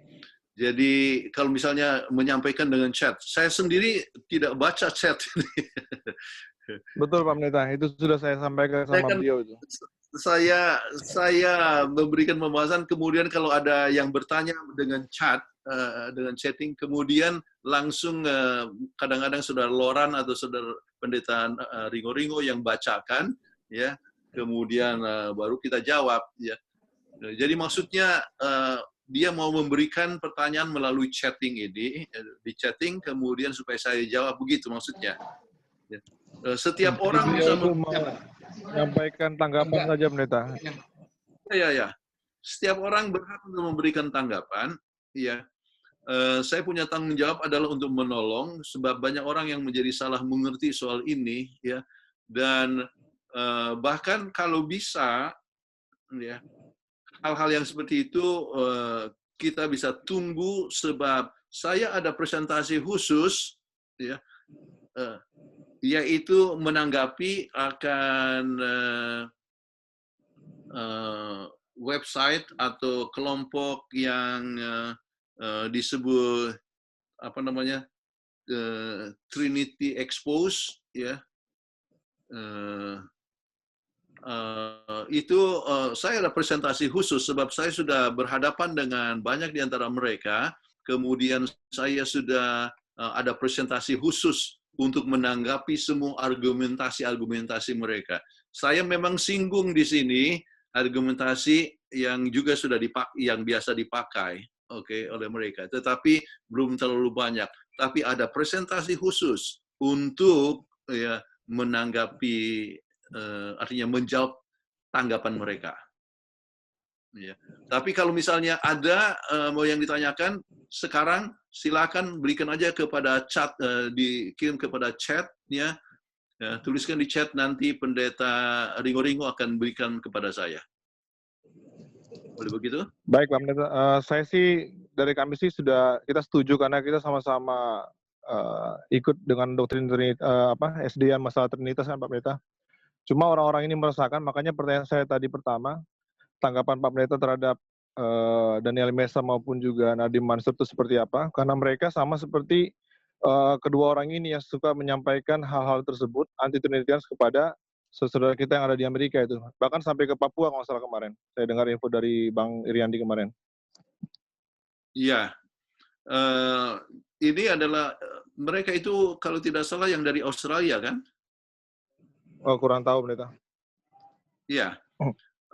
Beberapa pelopor daripada kelompok anti-Trinitas dari Australia, ya, justru mereka sudah rubah pikiran, ya, dan mereka melihat bahwa semua pandangan mereka itu ternyata adalah salah, ya.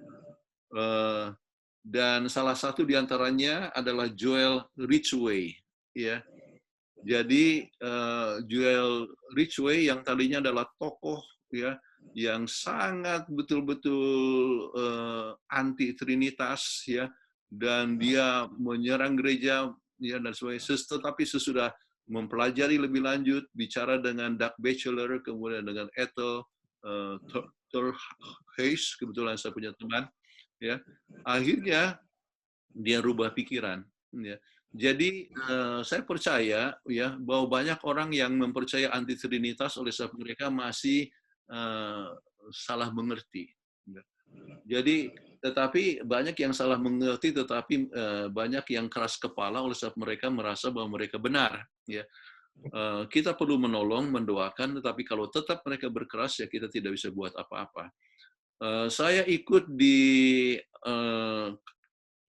chatting, bukan di WhatsApp grup mereka beberapa kali, ya, tetapi berapa kali di di remove, ya, oleh sebab mereka tidak sependapat dengan saya. Diundang lagi, saya berikan pendapat lagi, di remove. Ya, jadi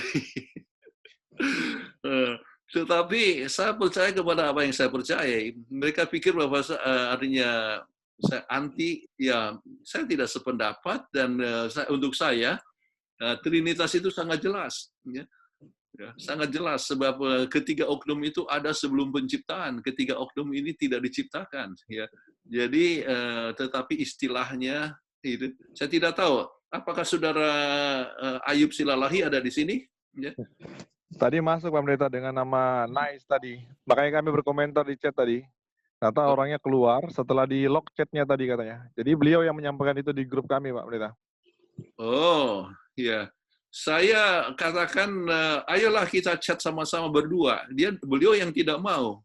Ya. Tadi Pak Pendeta diundang untuk masuk di WhatsApp grup oleh Pak Ayub ini. Karena dia mau, bahasa kasarnya Pak Pendeta, mau melawan Pak Pendeta lah bahasanya itu Pak Pendeta. Oke. Sebetulnya saya senang, ya. Namun saya punya waktu sekarang menjadi sangat terbatas sekali, ya.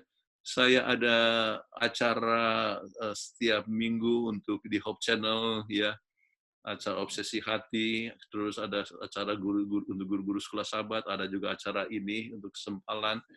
Di samping itu saya masih ada murid Alkitab yang saya harus ajar, dan jadi terlalu padat sekali, ya. Jadi waktu untuk chatting itu menjadi sangat terbatas. Tetapi saya senang sebetulnya. Saya merasa perlu untuk memberikan kesadaran kepada mereka. Tetapi saya memberikan beberapa seminar di Jakarta, termasuk di Kramat Pulo, di mana saudara Ayub ada, ya. Dan kita jawab, dia punya argumentasi di situ. Ya. Waktu di Kramat Pulo, ya. Tetapi beliau masih belum yakin. Ya. Tetapi kalau diajak untuk chat sama-sama hanya berdua, dia nggak mau. Hanya dia mau kalau di depan orang lain. Ya. Baik Pak Pendeta, terima kasih Pak Pendeta Kuntara untuk tanggapannya Pak. Jadi tolong, dia bilang ajukan aja, tuliskan aja dia punya pertanyaan, ya. Kemudian nanti kita itu bisa menjadi bahan untuk kita bahas pada Sabat depan, ya, pada hari Kamis depan. Dia nggak mau bertanya sih Pak Pendeta, cuma menanggapi, mengomentari apa yang Pak Pendeta sampaikan. Jadi tidak mau bertanya, karena dia menganggap dirinya sebagai pengajar. Saya juga bingung dengan Bapak ini. Oh ya? Oke. Maksudnya dia mau memberikan komentar, maksudnya bicara di kita punya WhatsApp group. Mungkin Bang Loran bisa bantu itu Bang Loran. Apa? Ya, dia mau kasih komentar di chat aja, Pendeta, bukan pertanyaan. Tapi komentar-komentar dari pelajaran Pendeta itu dikomentarinya gitu. Ya silahkan, kan semua orang bebas untuk memberikan komentar. Ya. Ya hanya cuma kan beliau left terus karena di-lock terus katanya. Oh, di-lock. Kalau lagi pelajaran ngasih-ngasih ini terus kan jadi terganggu semuanya Pendeta. Makanya kita lock tadi chat waktu Pendeta khotbah. Oh gitu. Iya. Ya. Saya sendiri nggak tahu ada yang lock. Ya, saya lock tadi karena dia terus kasih komentar-komentarnya. Oke. Jadi Saudara Loran bisa kasih komentar-komentarnya itu kepada saya supaya kita jadi bahan kan untuk pembahasan kita. Kita bukan hanya mengerti pelajaran ini, tetapi kita bisa menjawab juga akan berbagai macam argumentasi mereka. Ya. Tetapi saya memang ada satu seri pelajaran untuk menjawab akan argumentasi itu. Jadi kalau misalnya itu diberikan kepada saya, maka saya mendapatkan bahan kan untuk tambahan. Siapa tahu ada yang belum masuk dari saya punya bahan presentasi. Terima kasih Pak Pendeta. Tuhan berkati. Terima kasih Saudara Timi. Ya. Oke, masih ada 16 menit. Ada lagi yang lain yang mau bertanya? Atau mau memberikan tambahan informasi? Ya, silakan dirasain, bisa kita buka mic-nya, Bapak Ibu.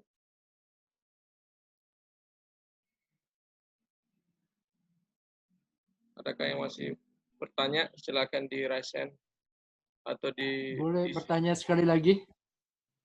Mengenai istilah Trinitas, Pendeta. Ya. Setahu saya istilah itu kan tidak ada di Alkitab. Benar. Jadi kapan pertama kali mungkin ahli Alkitab mengatakan adanya istilah Trinitas? Ya, yang kita kan tahunya adalah ada pernyataan di Alkitab, aku dan Bapa adalah satu atau bagaimana gitu, tapi tidak ada Trinitas.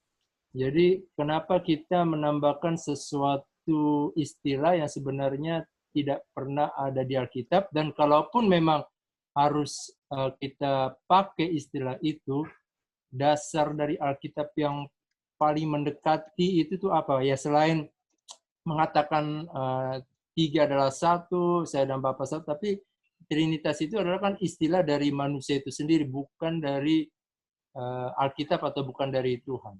Mungkin itu pertanyaan saya. Terima kasih, Pendeta. Terima kasih. Ya, ini adalah benar bahwa Trinitas tidak ada di dalam Alkitab, tetapi tidak semua istilah itu yang kita pakai itu ada di dalam Alkitab. Ya, misalnya millennium. Oke. Apakah ada kata millennium di dalam Alkitab? Tidak ada, tapi kita percaya kepada millennium. Oke.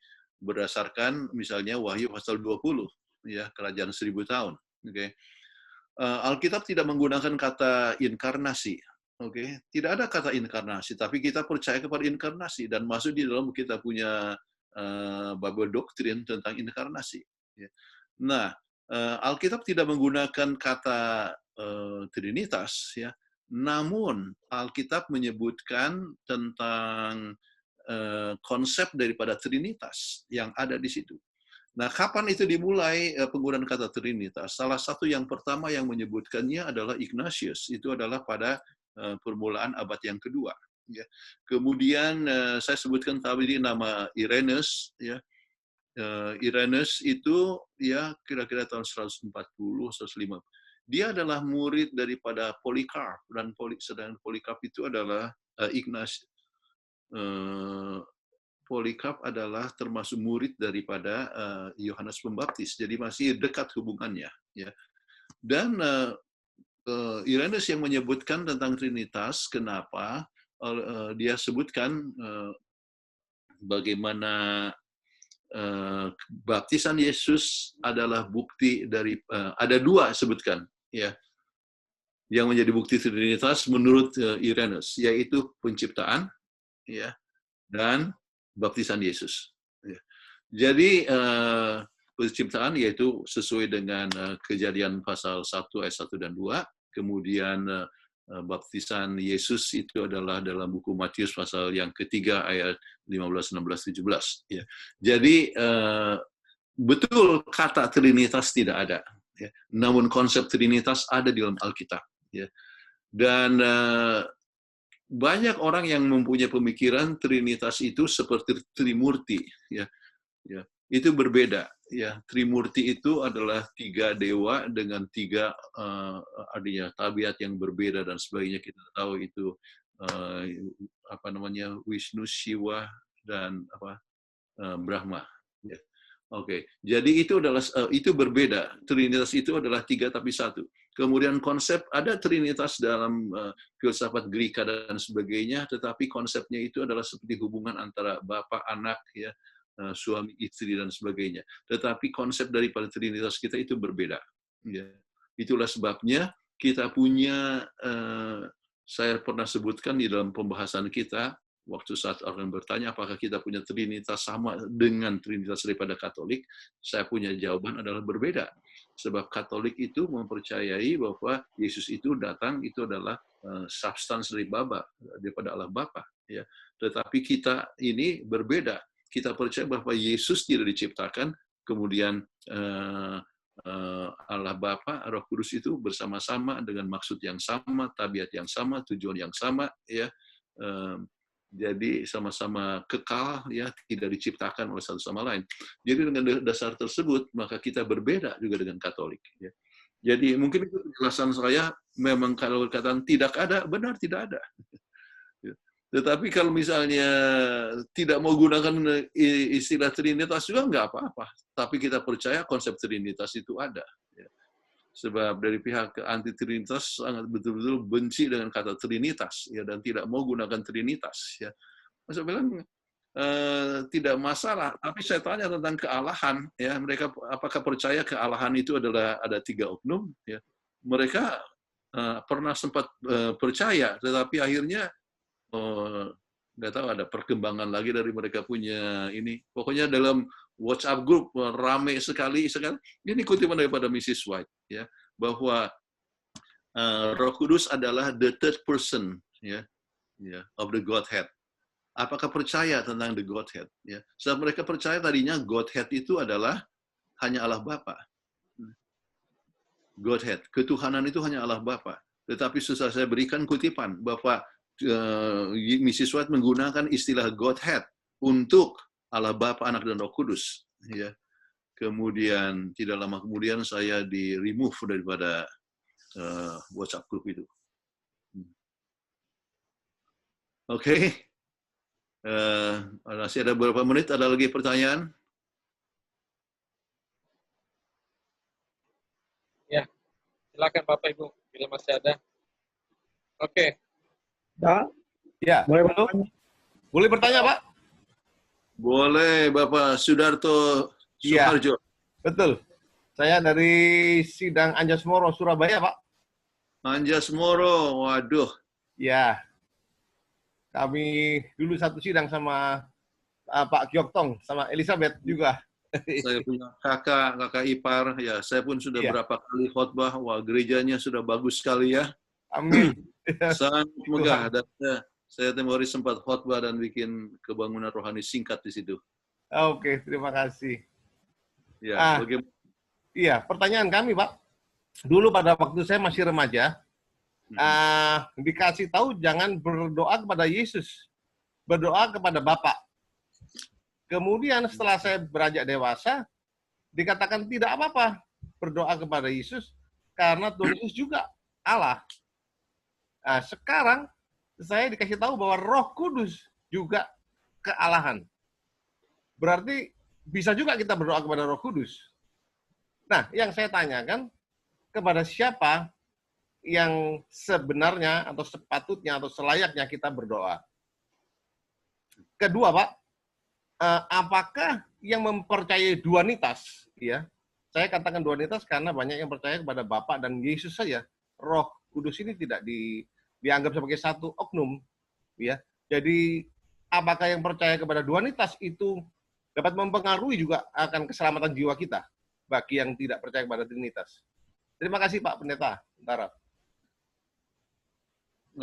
Apakah Anda akan berdoa kepada Roh Kudus? Anda sudah selalu menyanyi, artinya Anda sudah selalu berdoa untuk Roh Kudus, kan? Buktinya Anda nyanyi lagu Sion nomor 250, Ya Roh Suci yang benar. Ya. Kan nyanyian itu adalah satu doa. Betul, betul. Ya, jadi Anda sudah berdoa untuk Roh Kudus. Amin, amin. Iya. Iya, terima kasih. Iya. Jadi enggak masalah ya kita berdoa menyanyi Roh Kudus, kita menyanyi kepada Allah Bapa, kepada Allah beri puji, sudah termasuk Allah Bapa, Anak, dan Roh Kudus. Ya. Jadi itu doa, nyanyian dan sebagainya. Kemudian soal ini yang percaya hanya kepada Bapa dan Anak dan tanpa Roh Kudus, ya. Kalau ditanya apakah itu mempengaruhi faktor keselamatannya, saudara-saudara sekalian, kalau soal faktor keselamatan hanya Tuhan yang tahu. Amin. Ya. Namun kita mengetahui bahwa keselamatan itu adalah hanya oleh sebab anugerah Allah. Ya. Ya, jadi Efesus pasal 2 ayat 8-9 ya, oleh sebab anugerah kamu diselamatkan melalui iman. Ya. Jadi dengan anugerah Allah kita dapat diselamatkan, dan anugerah Allah itu bekerja melalui apa? Melalui Roh Kudus, dan mengingatkan kita kepada firman Tuhan, ya, bahwa Yesus adalah juru selamat, ya, dan sebagainya. Jadi ketiga faktor itu adalah merupakan satu faktor yang sangat penting yang memberikan pengaruh kepada keselamatan, ya. Dan kalau seandainya kita menentang akan Roh Kudus, ya, saya sampai batas mana dia menentang akan Roh Kudus, ya. Yang jelas bahwa kalau kita menghujat Roh Kudus, maka itu adalah satu dosa yang tidak dapat diampuni. Ya. Jadi, nah Roh Kudus itu pekerjaannya apa? Roh Kudus itu pekerjaannya adalah membawa kita kepada kebenaran. Roh Kudus itu membawa kita kepada penurutan, ya, meyakinkan kita daripada dosa. Kalau kita menolak akan pekerjaan Roh Kudus, artinya kita tidak mengaku bahwa kita berdosa, kita tidak dibawa kepada kebenaran dan sebagainya. Jadi kembali semuanya itu sangat berhubungan, dan saya percaya kita harus mengikuti suara Roh di dalam hidup kita. Kalau kita tidak mendengar suara Roh, ya, maka ya makin lama kita makin keras. Ya, makin lama kita tidak sadar bahwa kita melakukan suatu dosa. Ya. Jadi saudara bisa menarik kesimpulan sendiri kira-kira apa hubungannya dengan keselamatan. Tetapi kembali soal masuk surga atau tidak itu urusan Tuhan. Ya. Tetapi kita percaya hanya dengan pimpinan Roh kita bisa diselamatkan. Dengan karunia Tuhan kita dapat selamatkan. Dan semua oknum kealahan bekerja bersama untuk keselamatan kita. Itu saja yang boleh saya katakan. Iya, terima kasih banyak, Pak Pendeta. Oke. Salam untuk anggota jemaat Anjas Moro ya. Iya. Iya, terima kasih. Selamat malam. Jadi ya, malam. Alright, ada lagi yang masih hanya ada 4 menit lagi. Pak Pendeta Kuntara, saya Farlan. Semoga suara saya terdengar ya. Halo? Silakan. Ya. Siringo-ringo. Ya, saya Farlan Siringo-ringo. Kebetulan sama dengan Pendeta Joseph Siringo-ringo. Iya. Iya, saya dari Jemaat Pulau Mas. Saya pernah berbincang sama anggota Present Truth. Mereka pengikut Present Truth, dan mereka percaya juga bahwa Tuhan itu hanya ada 2. Jadi Roh Kudus itu tidak ada. Dasar mereka adalah dalam Yohanes 17 ayat 3. Inilah hidup yang kekal itu, yaitu bahwa mereka mengenal Engkau, satu-satunya Allah yang benar, dan mengenal Yesus Kristus yang telah Engkau utus. Jadi buat mereka, mengenal kekekalan itu adalah hanya Allah Bapa dan Yesus Kristus, dan tidak Roh Kudus. Jadi kira-kira bagaimana pengertian ini dan bagaimana kita menjawab mereka? Bisa minta tolong Pak Pendeta. Terima kasih. Kenapa kita ada doktrin? Ya, doktrin itu ya bukan hanya diambil dari satu ayat. Ya. Jadi doktrin itu adalah kumpulan daripada ayat sehingga kita bisa dapatkan suatu kesimpulan daripada suatu pelajaran. Ya. Jadi kalau kita ambil doktrin, kalau misalnya ambil aja 2 ayat, ya, dari Alkitab, kita bisa jadi pembunuh loh. Misalnya seorang bisa kutip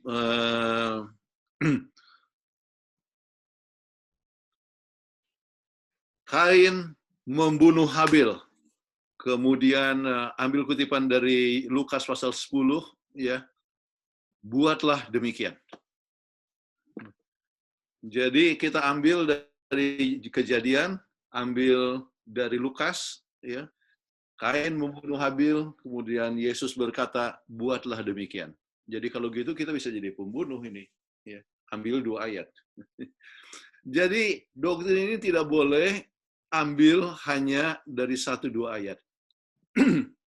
Tetapi dari keseluruhan. Dan luar biasanya, uniknya daripada Alkitab, ya, adalah bahwa Alkitab itu saling mendukung.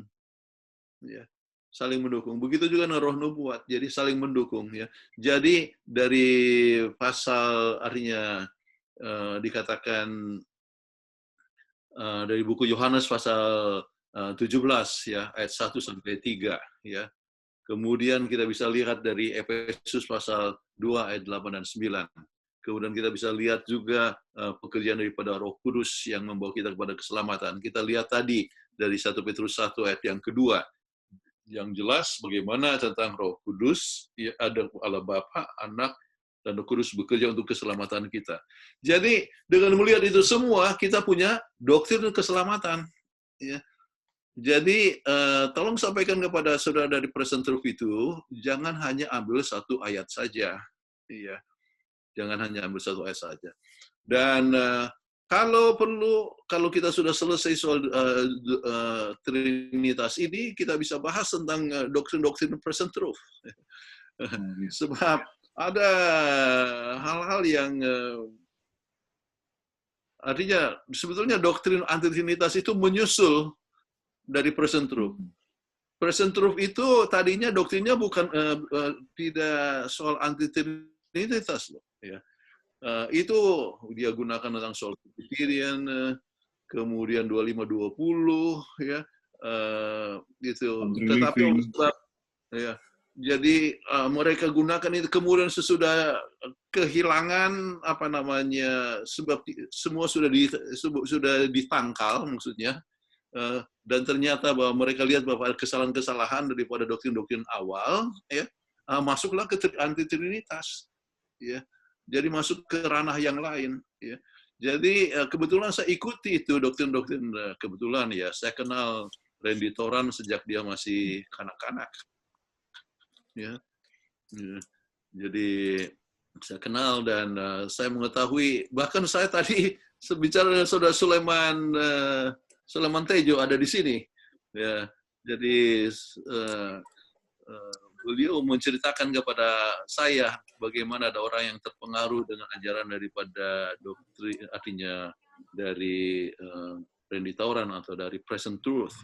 Saudara-saudara sekalian, ya, nanti kita akan bisa bahas dengan lebih dalam tentang soal itu, ya. Tetapi kalau soal penyembahan kepada Tuhan, ya, kita jangan hanya ambil satu ayat jadi doktrin daripada keseluruhan, nggak bisa, ya. Tetapi harus berbagai macam ayat Alkitab. Oke, terima kasih Pak Pendeta. Kalau ya, puji Tuhan, ya.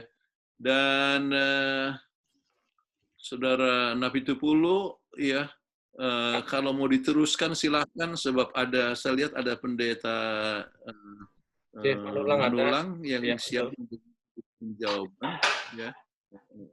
Saya bisa meneruskan dengan appointment yang lain. Boleh begitu? Baik, terima kasih, Pastor. Mohon maaf, saya nggak bisa konsen oleh karena layar laptop saya tiba-tiba kedap-kedip.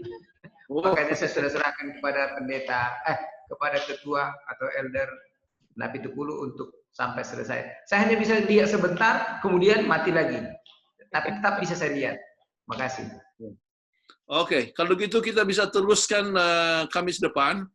Ya. Jadi itu semua pertanyaan-pertanyaan masukkan saja di chat. Kemudian Saudara Napi Tupulu atau Pendeta Ringo-Ringo kirim kepada saya, ya. Dan bilang kepada mereka yang bertanya, termasuk Ayub Silalahi, ya, yang saya kenal baik, ya. Bapaknya juga murid saya dulu, ya.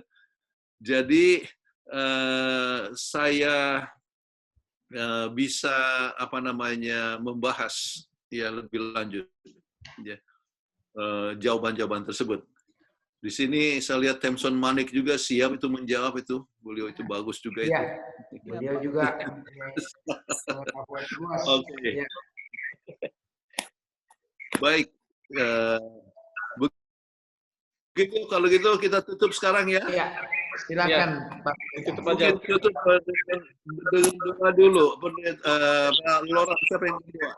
Ya, silakan Pendeta Joseph pimpin doa tutup. Baik, mari kita tundukkan kepala, kita berdoa. Kembali kami datang memuji-Mu Tuhan, mengagungkan kebesaran, kemuliaan Tuhan yang kami rasakan.